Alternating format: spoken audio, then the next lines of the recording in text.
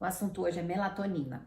A melatonina é um hormônio produzido em dois locais no nosso corpo, tanto no intestino quanto no cérebro pela glândula pineal.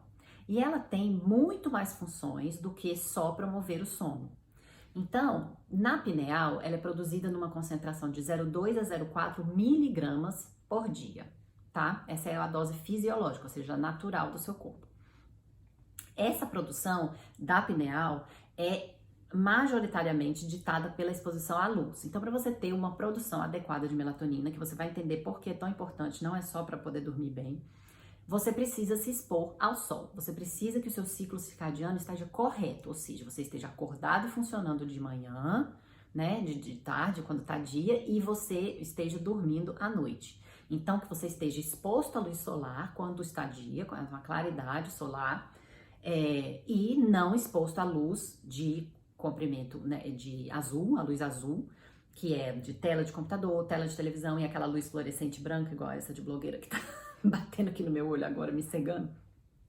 Essa contém luz azul e que bloqueia a melatonina, tá? Então,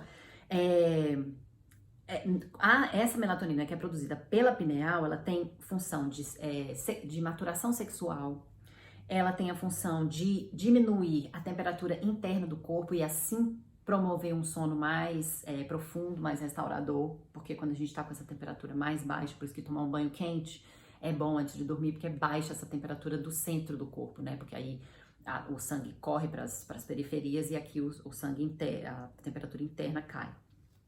A melatonina também é responsável pelo metabolismo energético, pela homeostase da glicose. O que isso significa?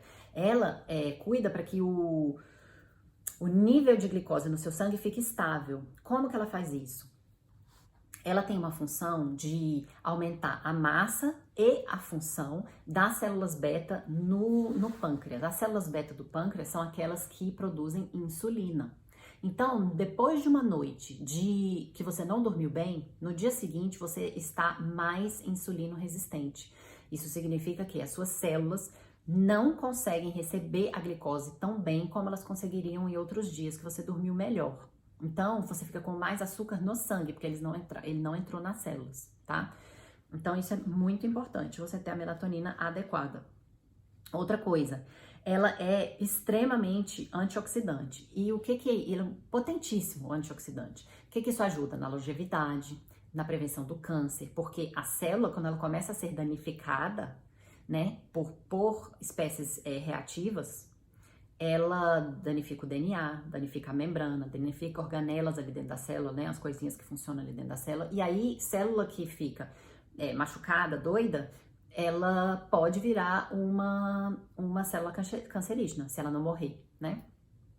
Então, a melatonina tem propriedades antitumorais. Inclusive, pessoas que trabalham no turno noturno têm mais tendência a ter câncer. O trabalho noturno, ele já foi classificado como um potencial cancerígeno, tá? Isso é muito importante.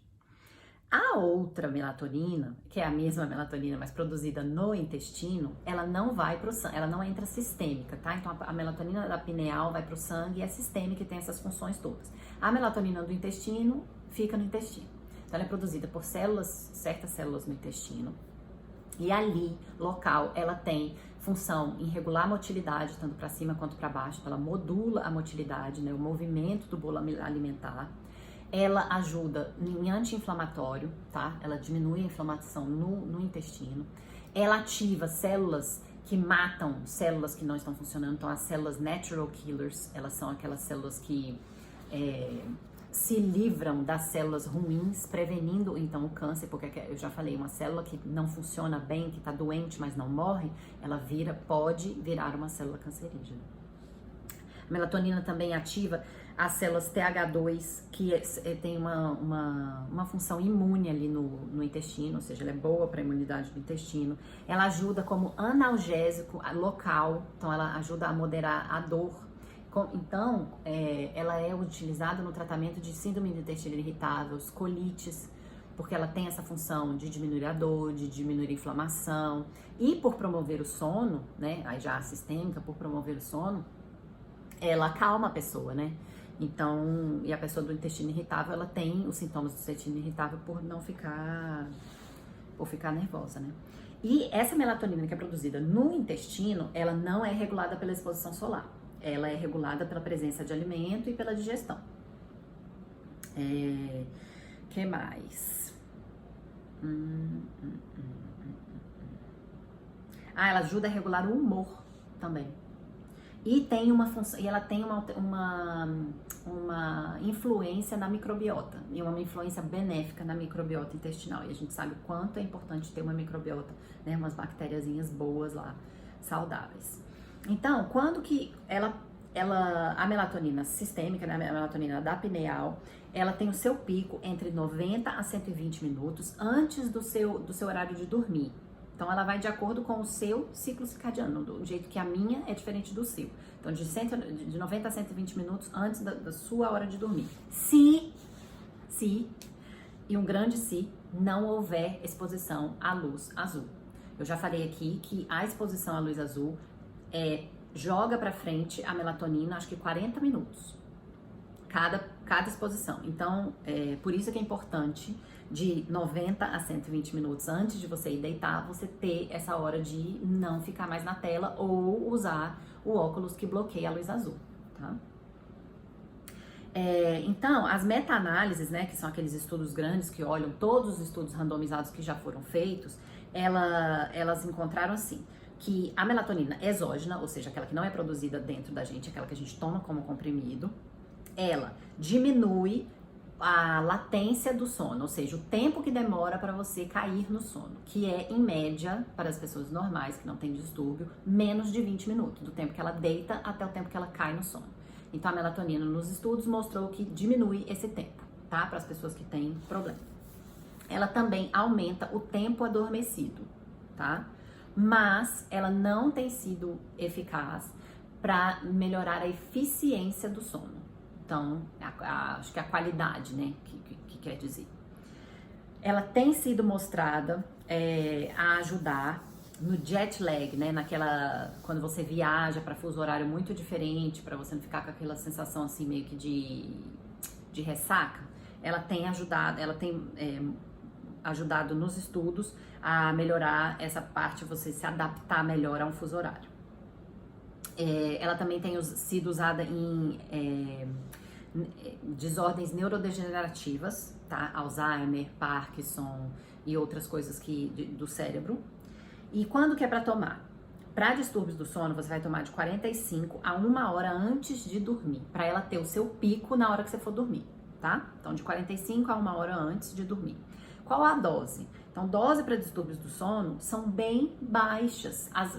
Foi mostrado nos estudos que são mais efetivas. E outra coisa, se fisiologicamente a sua pineal produz de 0,2 a 0,4, para que você vai tomar 10, né? Então, o ideal seria tomar de 0,3 a 0,5 miligramas em dose sublingual e de tempo, time de release, então como é que fala? Enfim, que seja, como é que é o nome, gente? Eu esqueci, mas time de release, tá? Que não é absorção imediata, ela é tipo, vai soltando aos pouquinhos. Por que sublingual? Porque vai direto pro sangue e não passa pelo trato gastrointestinal. Por quê? Porque se a gente tem consumo, se o seu intestino tá inflamado, tá desbiótico, você vai consumir a melatonina no intestino antes que ela seja absorvida e vá pro sangue, tá? Então, por isso é que é melhor uma sublingual, se você quer pro sono. Os estudos mostram que não tem problema, reações adversas, por enquanto, em todos os estudos que eles já fizeram, não foi encontrada reações adversas até 10 miligramas durante 28 dias, que é o máximo que estudaram. Mais que isso não foi estudado. Não é que isso vai dar problema, mas mais que isso não foi estudado. O consenso geral dos médicos de medicina funcional, dos nutricionistas funcionais, é que você não quer tomar uma dose muito alta para sono, porque trata-se de um hormônio, né? E a gente não é para ficar brincando com hormônio. A concentração no sangue de hormônios é de picomóis, ou seja, muito pequeno. E você tomando uma melatonina exógena, você pode aumentar o valor no sangue até 60 vezes mais do que o seu valor fisiológico. E não se sabe se isso vai ter problema ou não, mas ideal é você ficar. Se você tem uma dose fisiológica, é melhor você ficar nessa dose natural, né? E não aumentar. Quando que vai tomar doses maiores? Para o jet lag, então para você se adaptar a um fuso, você pode tomar de 3 a 5 miligramas ali na hora de, né, nesse tempo aí de 45 a 1 hora antes de deitar. Em doenças neurodegenerativas, as doses são bem maiores, mas isso aí é com o médico, tenho a menor ideia. Para sintomas de intestino irritável, aí sim você vai tomar comprimido e não sublingual, porque você quer que vá lá pro intestino.